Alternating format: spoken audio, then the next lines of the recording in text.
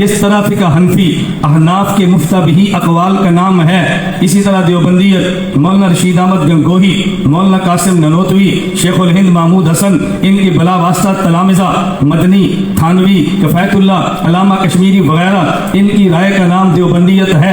قاسم ننوتوی گنگوہی، مولانا شیخ الہند اور حضرت شیخ الہند کے بلا واسطہ تلامذہ جس عقیدے پر جمع ہوں وہ دیوبندی عقیدہ ہے، جس رائے پر جمع ہوں دیوبندی رائے ہے، جس نظریے پر جمع ہوں دیوبندی نظریہ ہے۔ اگر ان کے بعد والے اس رائے سے اختلاف کر لیں، یہ دیوبندیت میں اختلاف نہیں ہے، یہ دیوبندیت سے اختلاف ہے۔ دیوبندیت میں اختلاف الگ ہے، دیوبندیت سے اختلاف الگ ہے۔ پوری دنیا کے مسلمان کہہ رہے ہیں رسول اللہ صلی اللہ علیہ وسلم آخری نبی خاتم الانبیاء ہیں، قادیانی کہتے ہیں حضور آخری نبی نہیں ہے، آج کفار کہتے ہیں کہ ختم نبوت کا مسئلہ مسلمانوں میں اختلافی ہے، بعض مسلمان کہتے ہیں آخری نبی ہے، بعض کہتے ہیں آخری نبی نہیں ہے۔ ہم ان کو یہ بات کہتے ہیں کہ مسلمان سارے متفق ہیں حضور آخری نبی ہیں، جو حضور کو آخری نبی نہیں مانتا یہ مسلمانوں میں اختلاف نہیں ہے، مسلمانوں سے اختلاف ہے۔ یہاں شیخ الہند کے شاگرد جمع ہو جائے اس کے بعد کو رائے دے، وہ دیوبندیت میں اختلاف نہیں ہے، دیوبندیت سے اختلاف ہے، دیوبندیت میں اختلاف اور ہے، دیوبندیت سے اختلاف اور ہے۔